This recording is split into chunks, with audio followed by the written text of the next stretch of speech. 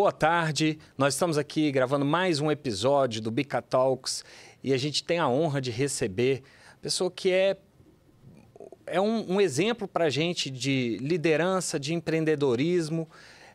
Conseguiu posicionar o negócio dela como uma das principais empresas em dermocosméticos do nosso país. É uma verdadeira referência para o capixaba e também no cenário nacional, projetou, né, o nosso estado no cenário nacional, que é a doutora Ada Mota, fundadora da Adicus Cosméticos, uma empresa genuinamente capixaba, fundada em 1993 e que hoje todos nós conhecemos, né? Muito bem posicionada, uma empresa que a gente sempre alia qualidade, inovação e os melhores produtos do segmento. Doutora Ada, muito obrigado pela senhora participar aqui conosco. A gente já faz parte da história, a gente se sente parte da história da Adicus só de ser capixaba, né? E particularmente ainda tenho um pouco mais de honra de estar com vocês aí desde 2007.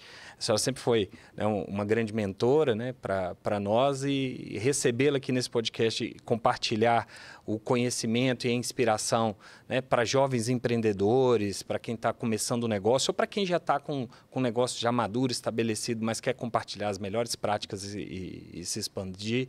É para a gente um grande prazer. Muito obrigado. Eu que agradeço, doutor Caio. É um prazer estar aqui com você. Eu espero que a nossa conversa aqui seja bem útil hoje.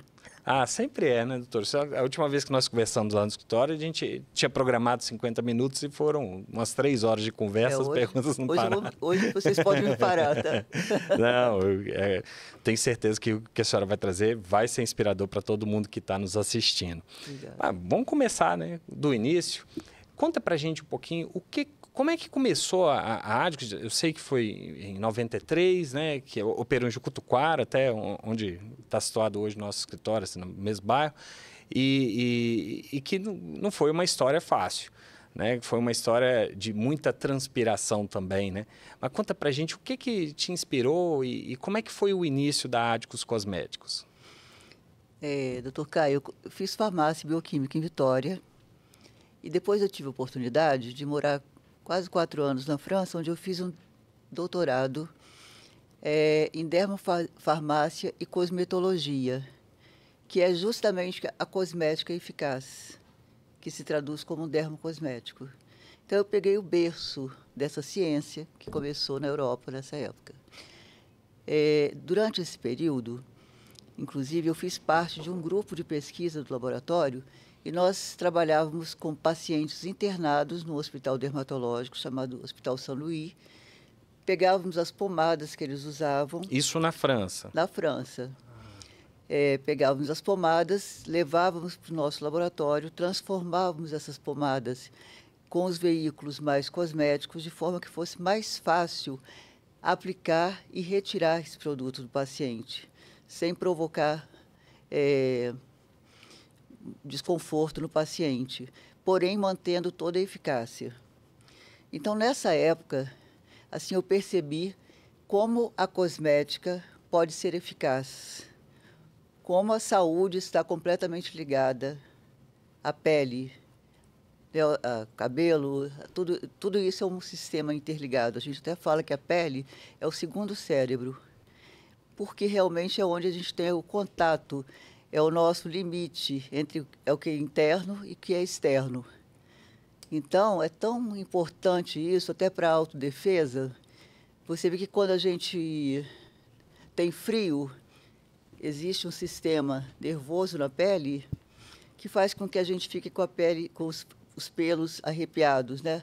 É um mecanismo que o organismo tem de manter o calor no corpo.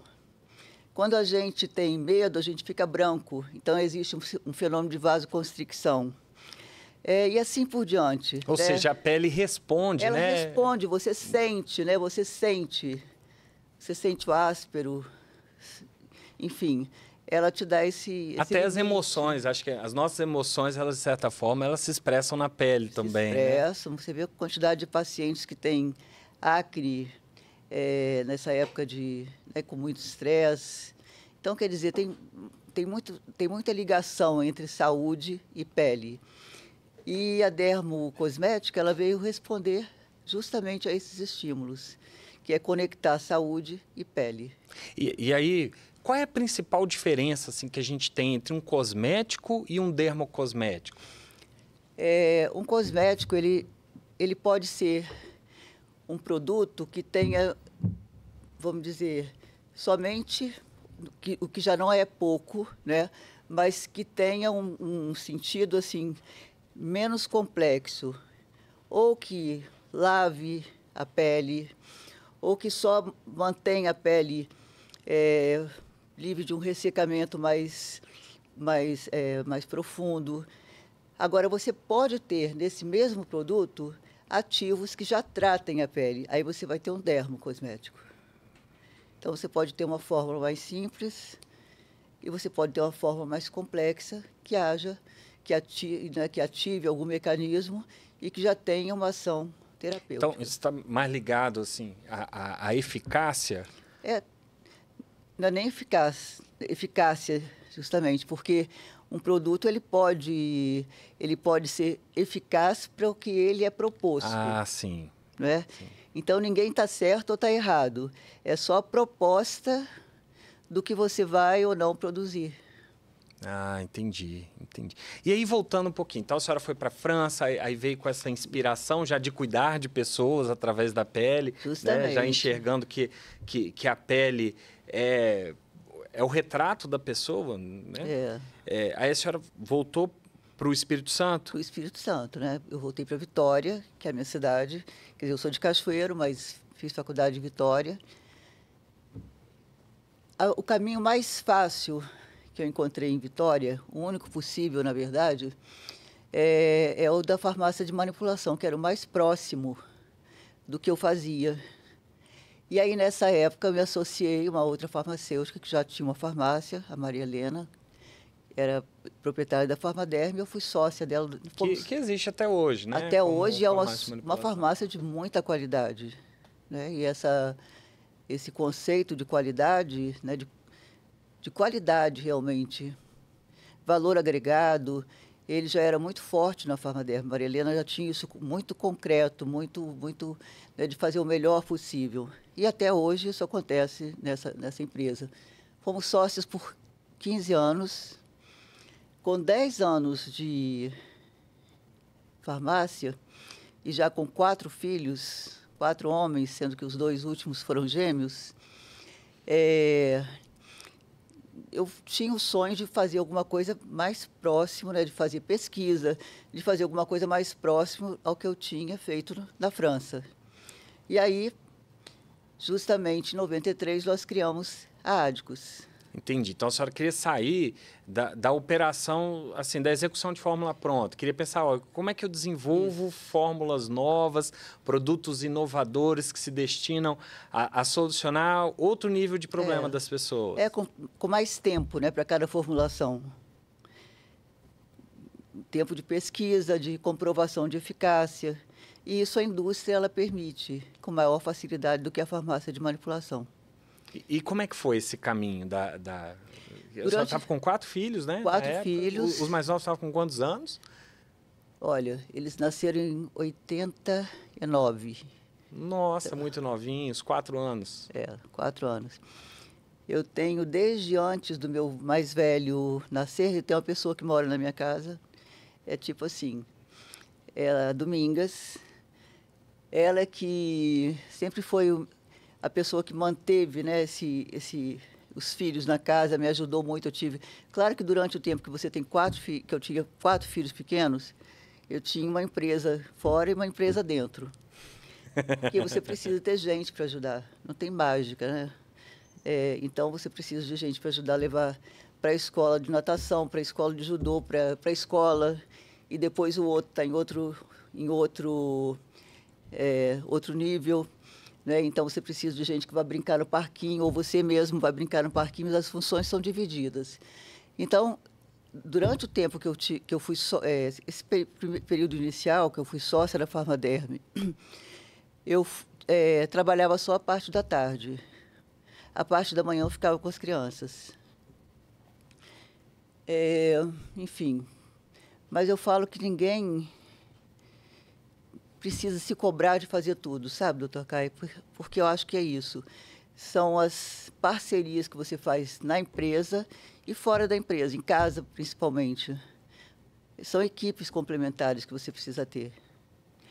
E ainda dou graças a Deus que eu estou no Brasil, porque aqui é mais fácil, né? Eu acho que para uma pessoa que tem 4 filhos fora do Brasil e que não tem essa possibilidade de ter equipes complementares em casa, a situação possa ser um pouco mais complicada, ainda, mais desafiadora. Né? Aí a senhora resolveu, vou montar a indústria, e como é que foram esses anos iniciais? Então, eu acho que hoje eu digo assim que Deus é muito bom para mim, sabe? Porque graças a Deus nessa época eu não tinha ideia do que era um plano de negócio. Porque se eu tivesse feito um plano de negócio e tivesse ideia de tudo que eu teria que passar, tinha desistido. Eu provavelmente teria desistido.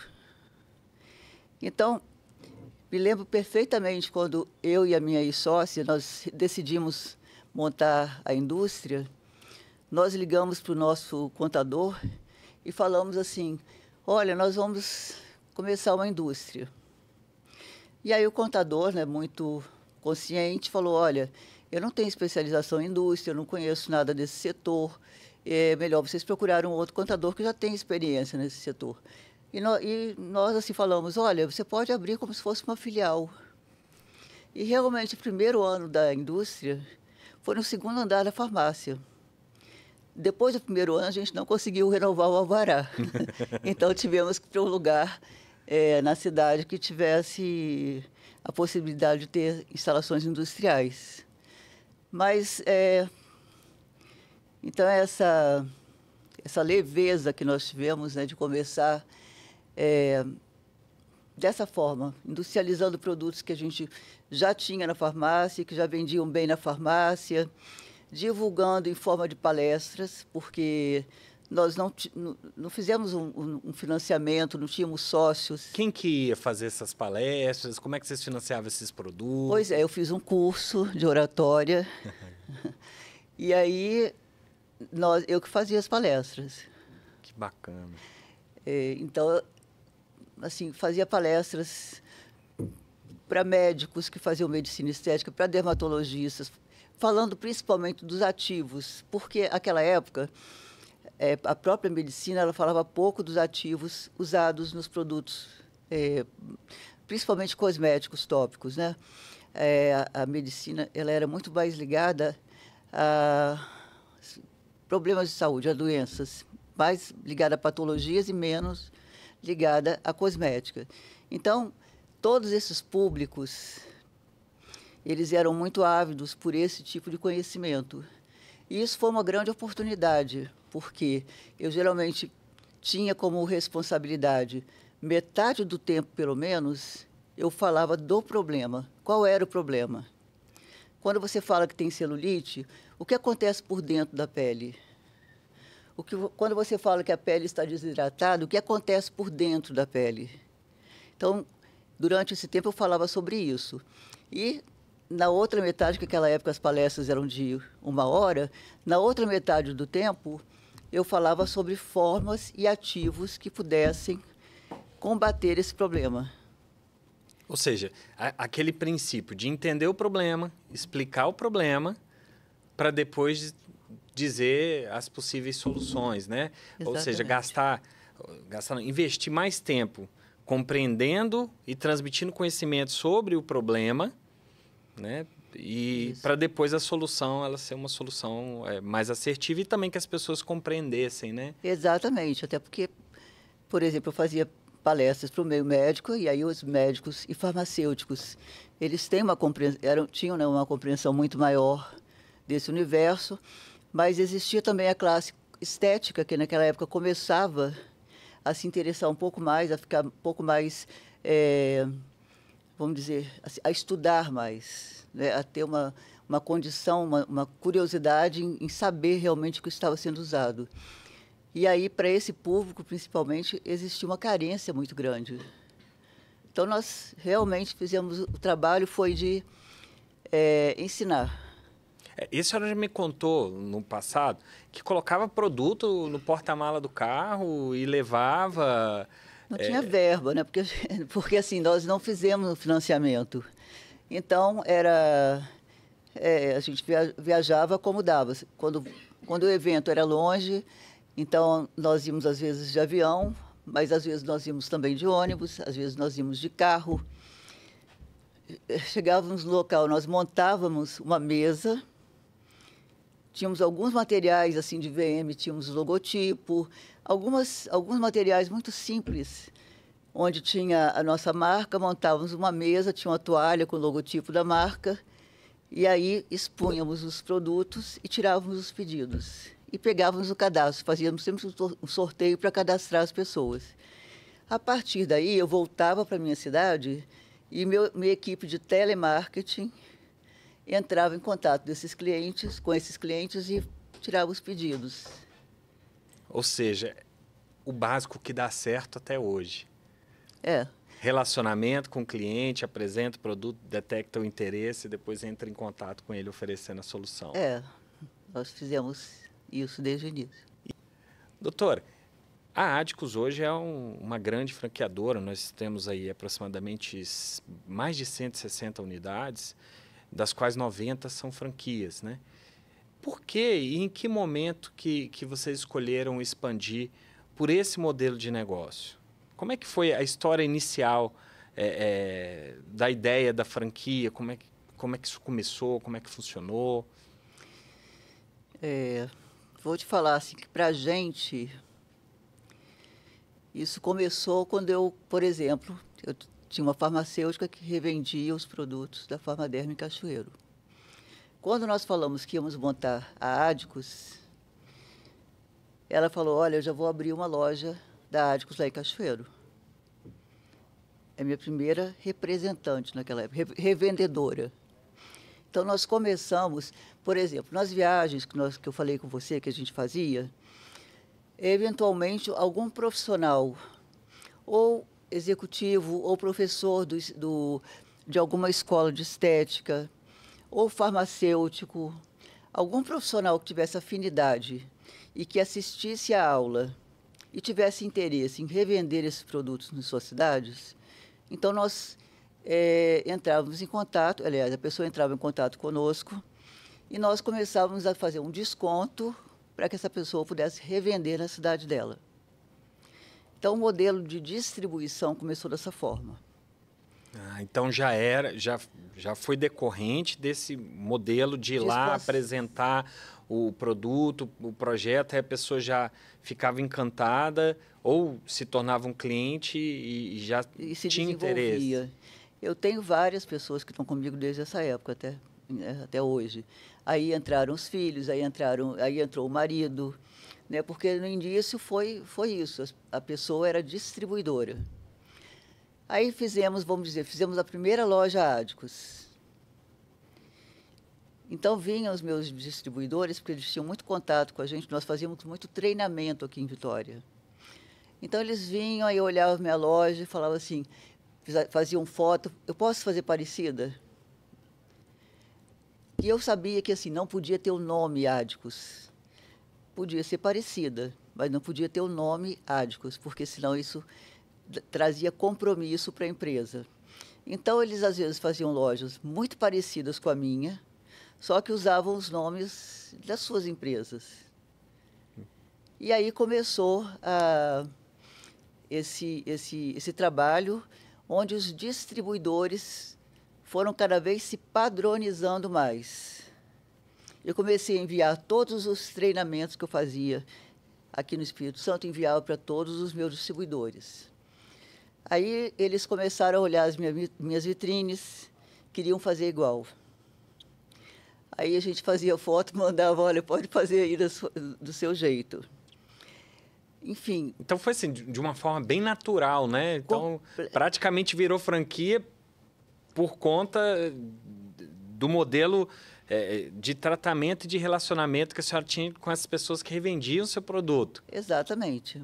E quando é que foi o momento assim, olha, agora acho que a gente tem uma rede de franquia, a gente deveria franquear. Eles começaram a querer usar o nome Adicus. É bem isso. E aí foi quando eu contratei o Ricardo Maes, que está conosco até hoje. Ricardo tinha montado uma franquia aqui em São Paulo, em negócio de café. E aí Ricardo foi para o Espírito Santo e foi ser nosso consultor. Fizemos um projeto de franquear a Adicos. Esse primeiro projeto, ele não pôde ser levado à frente, mas ele já deixou na cabeça das pessoas a ideia da empresa querer formatar o modelo de franquia. E cada vez mais a gente foi trazendo modelos de tudo, modelos de eventos, modelos de congressos. E as pessoas foram fazendo, quer dizer, a rede foi se moldando num modelo muito próprio de franquia. E isso, a empresa tinha sido fundada em 93, nós estamos falando assim, qual foi a data ali e o momento inicial que a gente fala, esse aqui é o marco zero da rede de franquia? Foi quando, né, nós tivemos a oportunidade de conhecer a Bittencourt.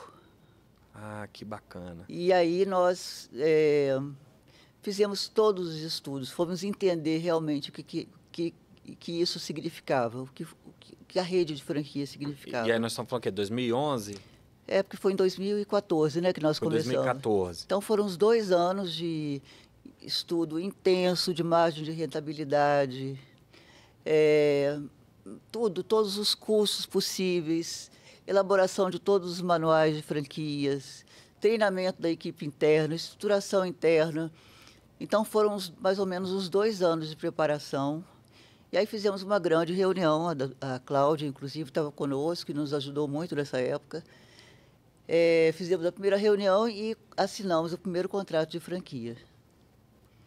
Em seguida, nós já fizemos o primeiro conselho de franqueados, porque isso fazia com que eles também se organizassem na hora das reivindicações, né, das conversas com a franqueadora. Até porque vai expandindo, aí você não está conversando com mais, você tem que conversar com 20, com 30. E nem foi só isso, porque o nosso modelo de expansão ele sempre foi muito comedido. Nós nunca tivemos vontade de ter muitos franqueados.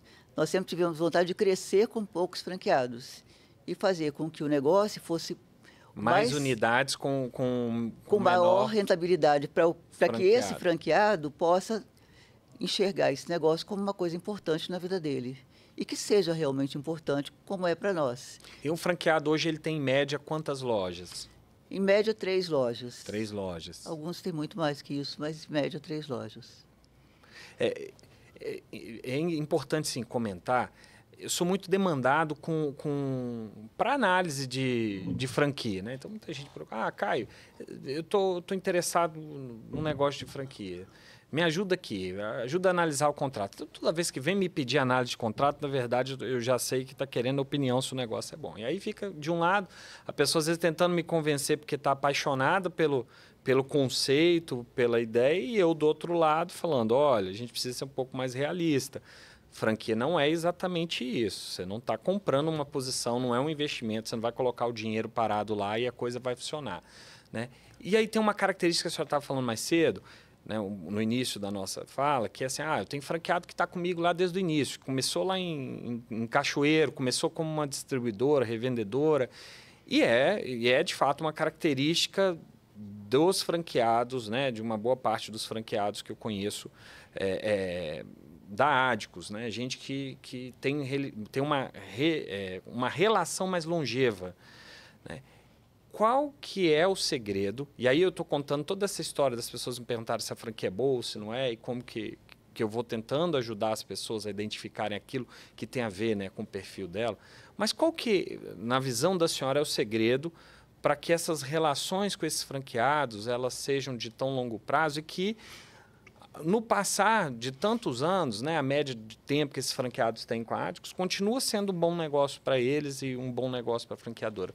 Onde é que está o segredo de fazer com que o negócio seja bom para o franqueado, que as relações sejam longevas e que também seja bom para a franqueadora? Você já falou o segredo, né? Tem que ser bom para os dois lados.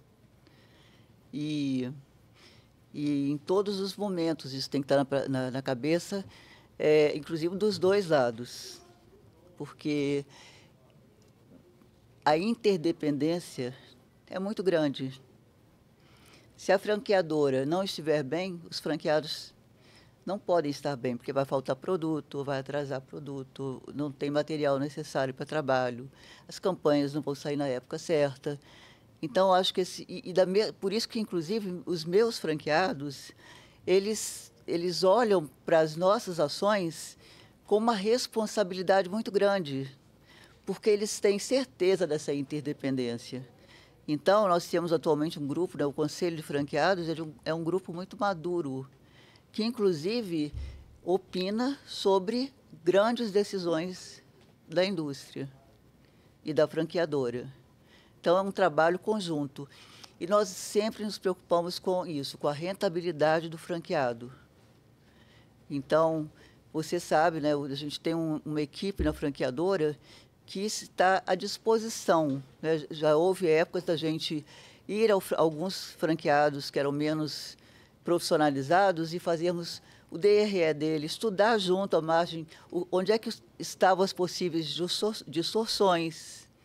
Pega pela mão mesmo e fala, olha, vamos ver o que a gente faz para esse negócio. Se eu ficar bom para você, porque se ficar bom para você, vai ficar bom para mim também. Vai ficar bom para mim, é isso. É exatamente isso. Agora, do franqueado, o que eu digo, né? Franquia não é um negócio para você comprar quando você se aposenta ou quando você fala assim, eu vou trabalhar menos. Não é. Franquia, você compra quando você fala, agora eu vou trabalhar muito. E vai dar certo, e eu vou fazer dar certo. Porque qualquer negócio que você abra tem que ter dedicação exclusiva. Não tem jeito, você tem que pensar nisso 24 horas por dia. Então, não é fácil fazer, por exemplo, o nome de uma empresa naquele estado, naquela cidade. Isso envolve muito relacionamento, isso envolve muito treinamento da equipe de vendas, isso envolve conhecer todos os produtos, conhecer os clientes mais importantes, se relacionar com a imprensa. Você tem que querer trabalhar. Não é uma coisa fácil para você comprar a hora que você pensa que vai trabalhar menos. Esse, eu acho que, para mim, é o segredo, sabe? E no lado da franqueadora, né, eu acho que também tem muita questão do processo seletivo desse franqueado, né? Eu sei que a Adicus tem um processo muito rigoroso de aprovação do franqueado hoje. Então, não basta eu querer comprar, eu querer entrar para o sistema. É o que a senhora falou, a ideia é maior número de lojas com menor número de franqueados, aqueles que realmente performam, né? Mas qual a dica que a senhora daria assim, também para as empresas que estão começando a franquear, que estão se tornando franqueadoras, em relação à seleção desse candidato também, desse franqueado? E depende muito do critério de cada franqueadora. Existem franqueadoras que realmente sobrevivem da taxa. Da taxa. E só sobrevive quando está crescendo o negócio. Então, depois quer dizer, como tudo tem aquele ciclo, né, você tem que passar pelo ciclo, então, o modelo de negócio é esse, é você ir trocando de franqueado. Nosso caso não é esse, nosso negócio é a longo prazo. Então, nosso processo, né, de franquia, ele envolve uma análise muito minuciosa das condições financeiras do candidato, porque o negócio só dá payback em 36 meses, são 3 anos. Então, a pessoa tem que saber que ela vai sobreviver sem esse recurso, porque ela tem que reinvestir. A gente faz vários testes de perfil, né, de personalidade, para ver se a pessoa realmente tem aptidão para o negócio, se ela tem as características, se ela gosta de se relacionar.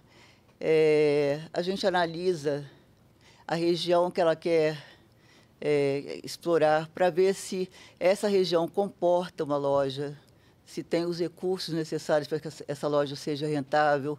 Então, existe uma equipe preparada e já com bastante experiência para que o risco seja o menor possível.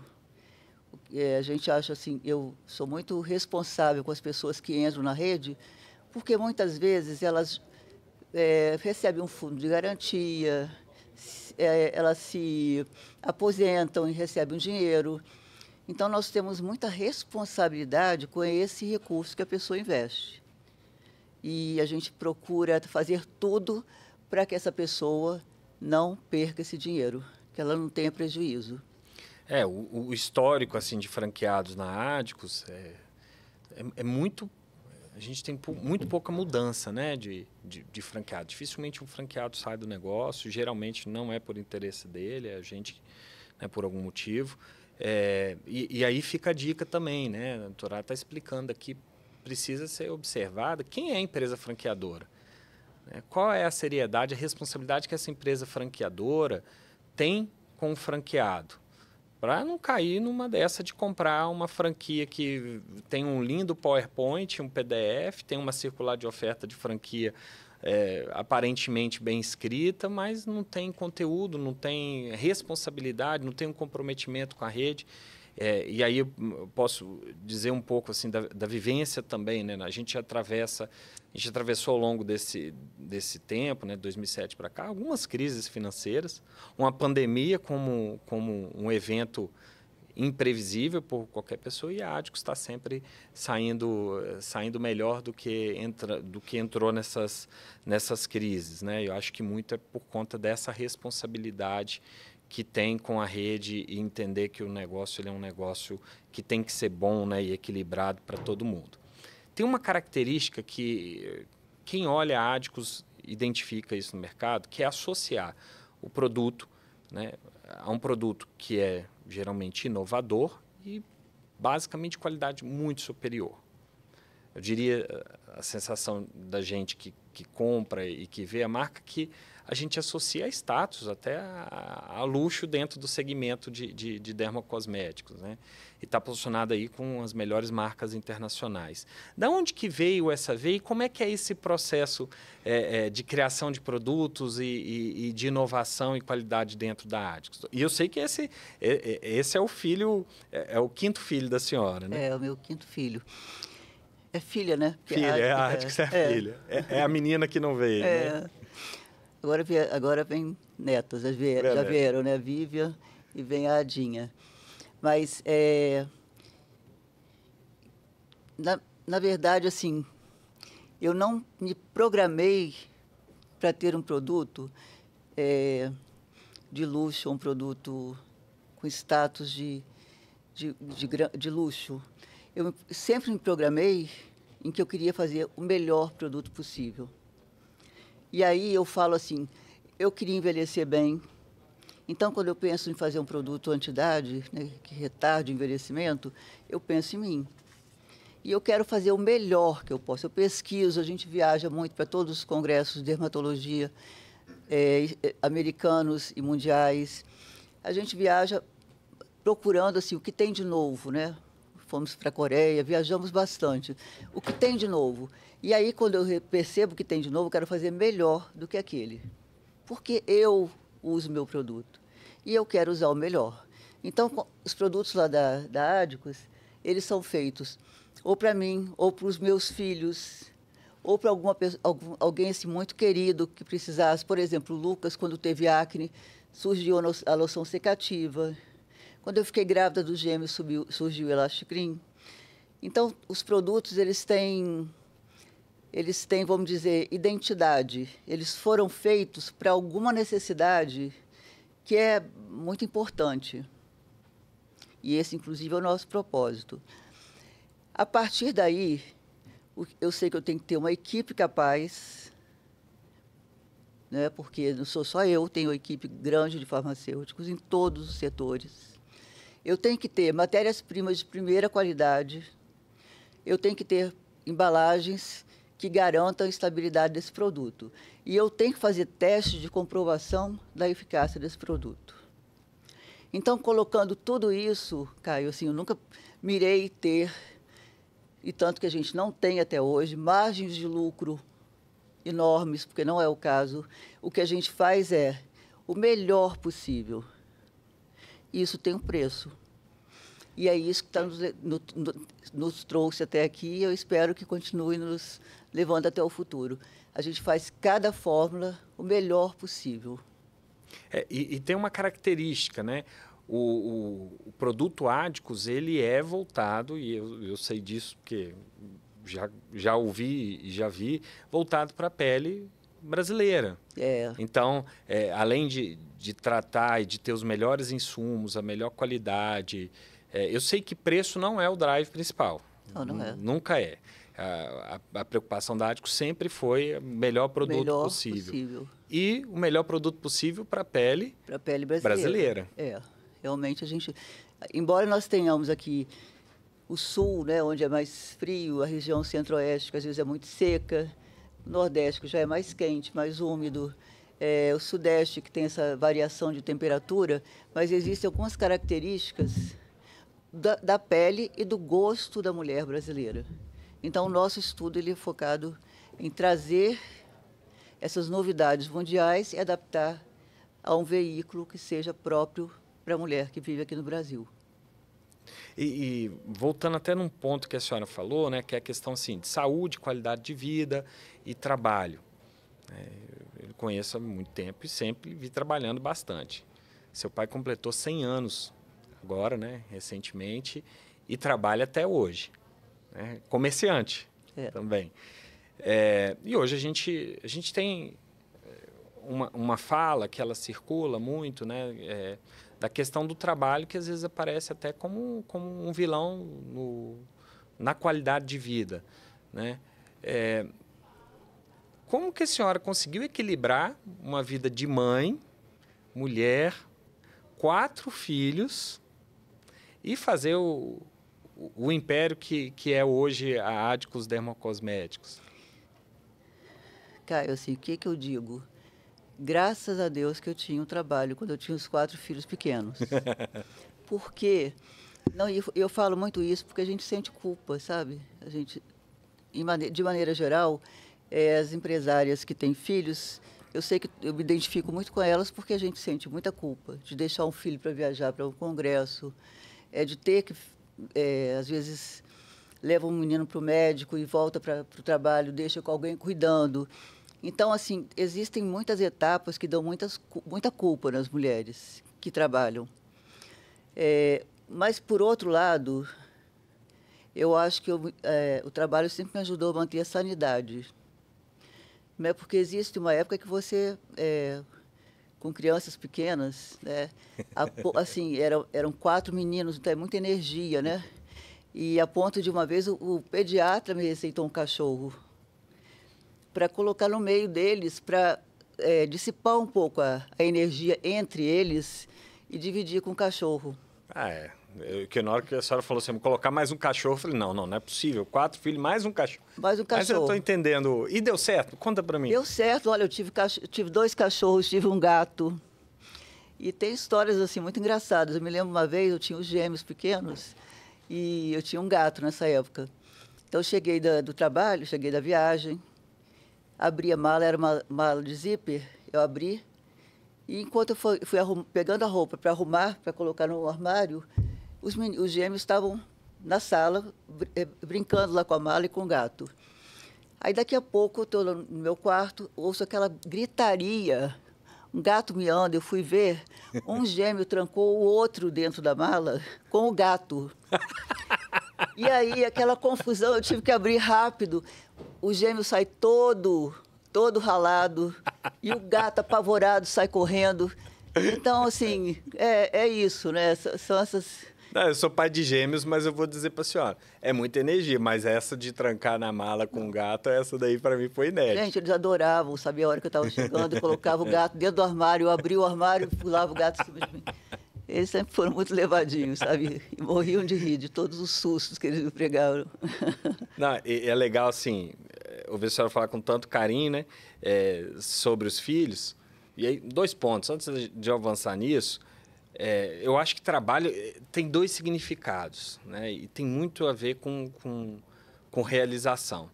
Eu não sou muito a favor daquela ideia, faça só o que você gosta. Eu sou mais a favor da ideia de aprenda a gostar do que você faz, identifica aquela oportunidade. A gente já também conversou sobre isso. Mas tem gente que identifica trabalho com tripalium, que era um instrumento de tortura do passado. Tem gente que identifica trabalho como um lugar de realização de propósito, de olhar para trás e olha que legado bacana que construiu. E é o exemplo que nós estamos na mesa aqui, né, com a doutora Ada hoje, contando.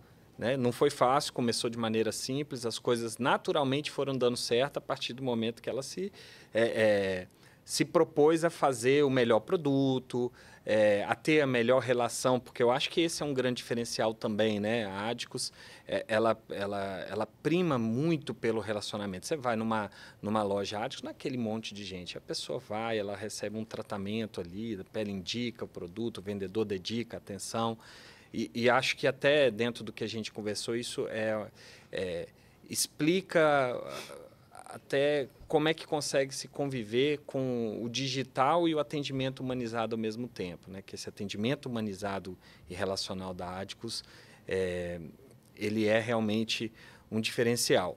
Mas a senhora traz o trabalho como trabalho, algo realizador, de propósito, e eu sei que esse é o seu sentimento. E aí, falando nisso, entrando na gestão e falando dos filhos, né? É um case de sucesso também, né? Acompanha mais de década. Eu não vou dizer de sucessão, porque a senhora não foi sucedida, mas de conseguir trazer os filhos para a empresa e com paixão. Eu conheço, né? E acho que grande parte aí dos espectadores vão conhecer também, mas né, o Lucas, o Vitor, o Felipe, o Matheus, formações diferentes, profissionais, mas todos estão no negócio, né, e gostam do que fazem, né? O que geralmente é um grande desafio, às vezes, para o empresário, é fazer com que os filhos entrem, e mais difícil ainda, que entrem apaixonados pelo negócio e valorizem. Porque o que a gente vê muito é o sentimento do filho de mas meu pai ou minha mãe deixaram de ficar comigo para poder cuidar da empresa, e ver a empresa como um rival da atenção que ele teve como criança. Qual foi o segredo para a senhora conseguir fazer esse processo sucessório e alocar e os filhos estarem na empresa? E como que é lidar com a família dentro da empresa da maneira que vocês conseguiram fazer? Começando lá em relacionamento, sabe, doutor Caio, eu acho que a gente tem que, vamos dizer, relacionamento, para mim, é importante em toda a cadeia produtiva, sabe? Todos os stakeholders. Fornecedores, prestadores de serviço e clientes internos, que são os funcionários, e clientes externos, que são os clientes considerados como tal. Então, esse respeito, essa consideração por toda essa cadeia, ela é muito importante. E isso também, eu acho que esse respeito pelos relacionamentos, eu acho que ele faz com que as pessoas que estão na sua empresa também te admirem, também admirem a empresa e torçam para que ela dê certo. Porque num país como o nosso, isso acaba virando um diferencial, infelizmente. E aí, falando em respeito, em consideração, aí vem trazendo, né, para toda essa etapa aí dos filhos. Eles têm formações diversas, 2 são engenheiros, mas um fez finanças, trabalharam no mercado. Lucas trabalhou na Price, o Vitor trabalhou na KPMG, com fusões e aquisições. Depois o Vitor foi para os Estados Unidos, onde fez finanças corporativas, e o Lucas foi para o INSEAD, onde fez comercial e marketing. Então, eu preparei os 2 para o mercado. Eles poderiam ter escolhido trabalhar num banco de investimento, poderiam ter trabalhado em qualquer empresa, porque eles teriam credenciais para isso. Só que quando eles voltaram dos seus MBAs, eu ofereci emprego para eles a preço de mercado, como executivo da empresa. Em posição também condizente com a formação e experiência deles. Exatamente. Então, a empresa sempre foi profissionalizada, porque, como você sabe, eu sou farmacêutica, eu não tenho formação em business, então eu sempre dependi de pessoas que complementassem os meus talentos. Então, na minha empresa, eu sempre cuidei de marketing, marca, produto. Toda a parte financeira, a parte administrativa, comercial, eu sempre tive executivos de mercado. Então, a empresa não era estritamente, assim como não é hoje, não é uma empresa estritamente familiar. Ela é uma empresa mista. Eu tenho executivos de mercado ocupando posições bem estratégicas da empresa. E porque essa oportunidade de troca ela é muito rica para todos. Todos aprendem. Então, o caso do Vitor e do Lucas foi isso. Eles voltaram e eu ofereci a remuneração de mercado e a perspectiva de trabalhar uma coisa que fosse nossa. E não foram criados, e talvez esse seja um grande diferencial, né? Não foram criados com aquele fardo de, olha, você vai ter que trabalhar no negócio que eu tô fundando aqui. Né? Então, pelo que eu estou percebendo que a senhora está falando, investiu em educação, em experiência profissional e eles nunca viram isso como fardo, apesar até da sua ausência de quando eles eram crianças, porque a gente precisa fazer escolhas quando a gente está à frente do empreendimento, né? Interessante, porque às vezes eu converso com eles sobre isso, né? Mas eu falando assim, aquela ocasião eu não estava, você precisou de mim, eu não estava, teve reunião de não sei o quê, eu estava viajando. Aí eles falam, mãe, mas a gente... E assim, eu não tinha tanto tempo de conversar com cada um. E eles falam muito assim, mãe, a gente não fica prestando atenção no que você está falando ou não estava falando. A gente viu o que você fazia. Então, a gente via que toda hora que você podia, você estava conosco. E fazia o máximo que você podia. E a hora que você não estava conosco, você estava se realizando, fazendo as coisas que você precisava fazer. E como eu dei muita sorte, porque eu me realizo realmente no trabalho. Eu gosto do que eu faço. Então, além de eu me... Claro que eu gosto E gostava do que eu faço, antes de ter resultado, né? Gostava antes de ter resultado. E tinha a proposta de que daria certo, sabe, Caio? Porque mesmo gostando do que eu faço, em algumas ocasiões, as coisas ficam muito difíceis. E dá vontade de desistir. Assim, isso é importante reconhecer, né, doutora? Nem tudo vai ser sempre bom, né? Não, tem horas que você se questiona, né? O que eu estou fazendo aqui? Assim, o que é isso, né? E aí é importante que você tenha o porquê dessa empresa, né? Por isso que assim, a missão da empresa, ela foi várias vezes tão importante para mim, a missão de proporcionar a melhor experiência para o cliente, de fazer o melhor produto possível, sabe? De proporcionar isso para as pessoas que eu posso proporcionar. Proporcionar estabilidade para meus funcionários, proporcionar várias possibilidades para a vida dos familiares deles. Então, acho que várias vezes durante a minha carreira como empresária, eu tive que recorrer à minha missão, que se confunde também com minha missão de vida, para decidir, não, é isso mesmo. Acordo no outro dia, vou embora trabalhar, e Deus, vou fazer promessas. Já fiz, assim, claro que nisso tudo, né, sou católico, já fiz promessas, assim, fazia tudo isso que todo mundo faz. Pagava promessa e vamos embora, vamos seguindo, vamos trabalhar. E deu certo, né? Eu falo os meninos, e aí com muito respeito, porque quando eu conheci eles eram, de fato, bem mais jovens, né? E a senhora sempre fala meninos. Mas, assim, eles estão na empresa de uma maneira que acho que a senhora me contou que o seu pai falou, né? Olha, dê graças a Deus que seus filhos querem participar e eles gostam de participar e eles estão lá com esse espírito mesmo, né? De perpetuar o negócio, do desafio, da paixão. A senhora conseguiu transmitir isso?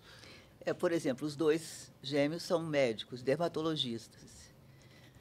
E aí eles também trabalham na clínica, eles trabalham no hospital, eles têm uma vida profissional na parte da manhã, até 2 da tarde.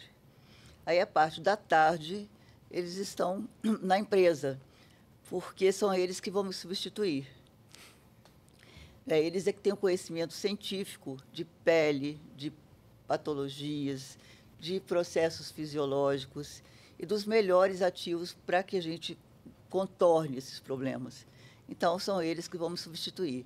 E há um tempo atrás, eles chegaram para mim e falaram, mãe, mas a gente vai ter que esperar você morrer para a gente substituir ou pode ser antes.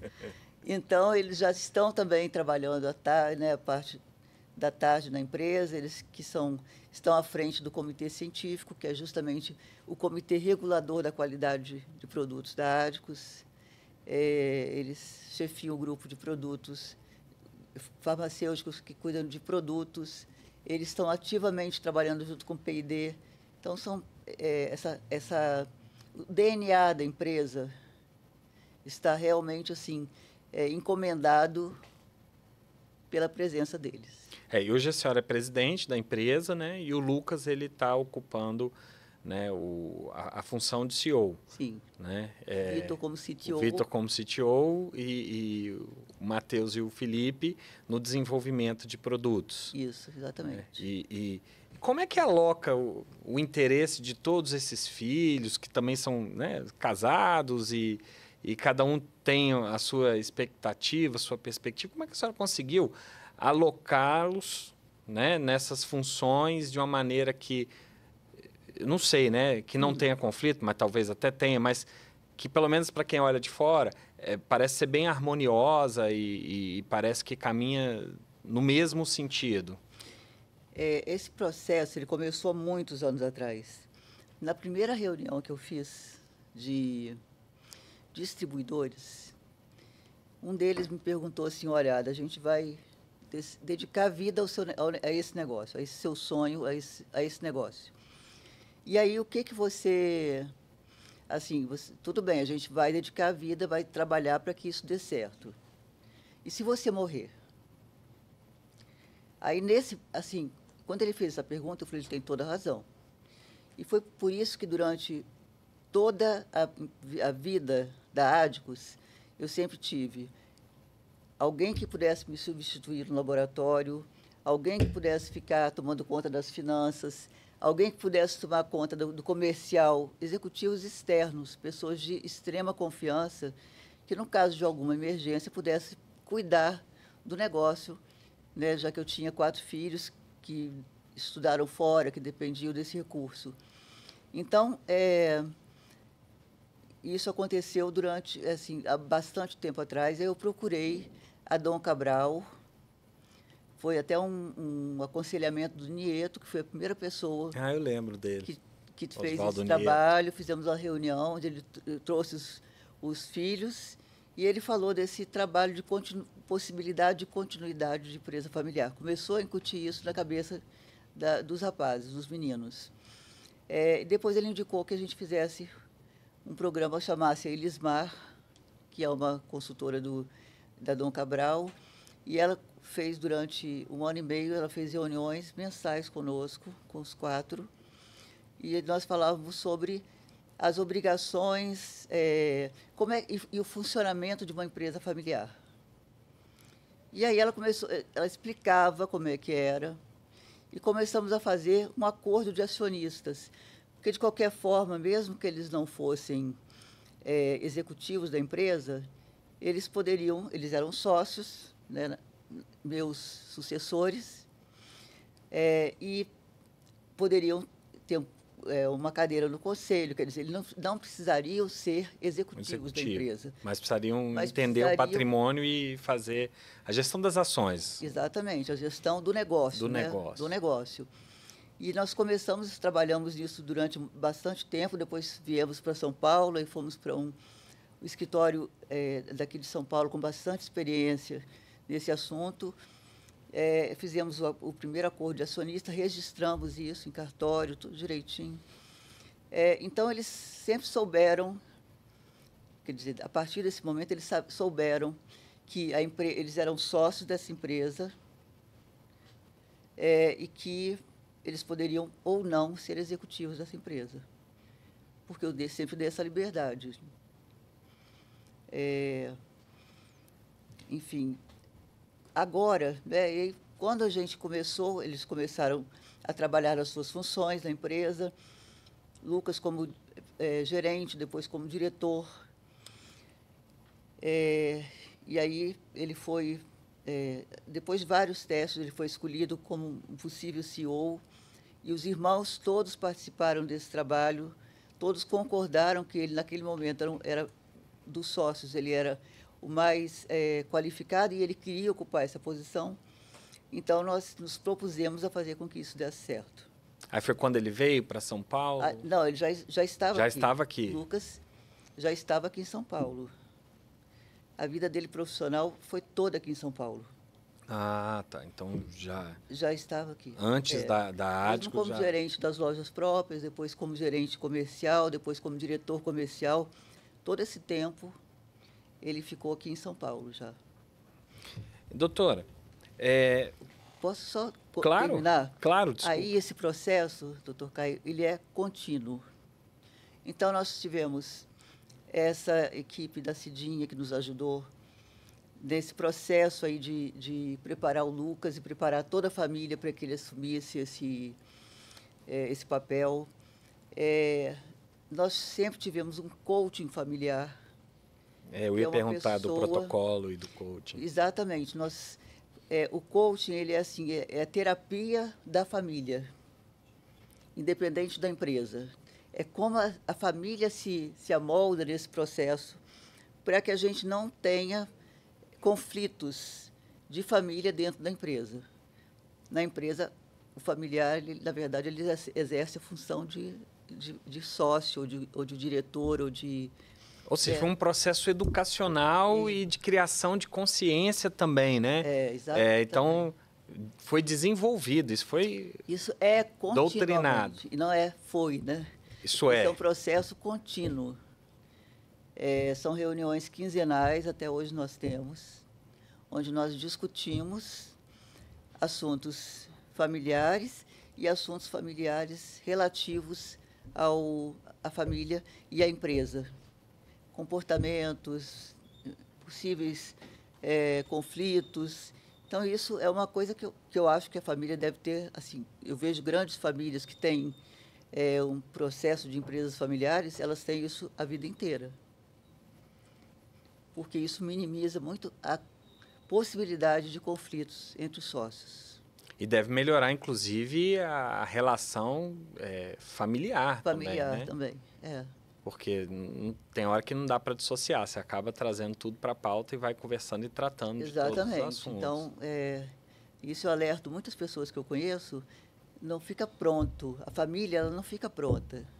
Ela vai se desenvolvendo. Olha, gente, o aprendizado que a gente pode ter com essa história e com a lição é inestimável. A gente ouve muito pouco, a gente consegue aprender muito pouco de experiências de sucesso em pequena, média, grande, ou seja, empresas de todos os portes, né? Mas com esse histórico da Adicus, que antes até de ser a empresa que já tinha essa consciência, e eu sei que é a sabedoria da senhora também, já tinha essa consciência lá atrás, já começou a formar e a pensar e a desenvolver as estratégias e discutir o coaching antes de ter todo o resultado que já tem. Já era, eu sei, uma empresa estruturada e tudo, mas eu acho que faz muito parte da mentalidade. Independente do negócio, da mentalidade da família, a preocupação de manter a coesão familiar. Né? Exatamente, a família em primeiro lugar. Depois disso, fizemos o protocolo de família, que aí discute no âmbito mais amplo sobre tipo de carro, tipo de conduta. Tipo de cargo ou carro? Carro. Tipo de carro, como é que essa família gosta mais de ostentar ou não, se alguém precisa ostentar mais ou não precisa. Tipo de conduta, se a pessoa se expõe mais socialmente ou não. Tudo isso... isso é definido pode ser definido. Geralmente, se a família não precisa de exposição social, porque não tem nada para vender, para que ela vai se expor? Né? Para quê? Então, mas o importante é que... o que eu acho interessante é pensar nisso. Mas né? Só de pensar nisso... E aqui... esse mundo de São Paulo é muito rico, né? Porque aqui tem muita gente antiga que já pensa nisso há muitos anos. Então, é um aprendizado contínuo, sabe? Essa vivência de empresas familiares é uma coisa que a gente aprende todo dia. Olha, fantástico, muito bacana. Bom, a gente fala assim, muito do sucesso e a gente é medido pelo resultado. E, claro, quem olha para a senhora, né, vê o resultado de sucesso. Olha para o negócio, olha para a Adicus, produto e tudo, e está vendo hoje um negócio de sucesso. Mas eu valorizo muito os erros. Aquela história que Thomas Edison descobriu 10.000 formas de não fazer uma lâmpada antes de inventá-la. O que a senhora diria, né, dos erros e do aprendizado, aquilo que a senhora errou, que a senhora não faria novamente? Senão, aqui eu aprendi, esse é um erro que eu aconselho que se evite no negócio e como rede de franquia.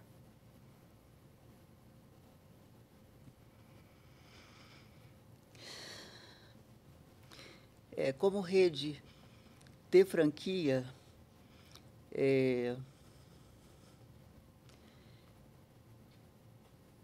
talvez eu pudesse pensar que se nós tivéssemos tido um pouco mais de estrutura mesmo, sabe, no início, um pouco mais de maturidade de negócio, talvez a gente tivesse pulado algumas etapas e evitado alguns dissabores, né? Nós tínhamos assim uma estrutura não tão profissionalizada na franqueadora e em alguns momentos nós tivemos alguns conflitos por falta de maturidade da nossa parte e do próprio franqueado. Mas acho que é parte do desenvolvimento, sabe? E talvez o mais importante seja que todos saibam que a tentativa de fazer o melhor possível. Então, existem erros, mas eu creio que a gente permaneceu com esses franqueados, apesar dessas de algumas falhas que nós cometemos, porque eles sabiam que a gente estava fazendo o melhor, quer dizer, naquela época nós imaginávamos que fosse o melhor e que o trabalho e que isso era debatido e que nós tínhamos argumentos para convencê-los de que também era o melhor. Então, assim, enfim, a gente vai aprendendo. Os parceiros, eles aprendem juntos, né? Como qualquer relacionamento. E cada vez mais a rede ela vai ficando mais compacta, mais coesa.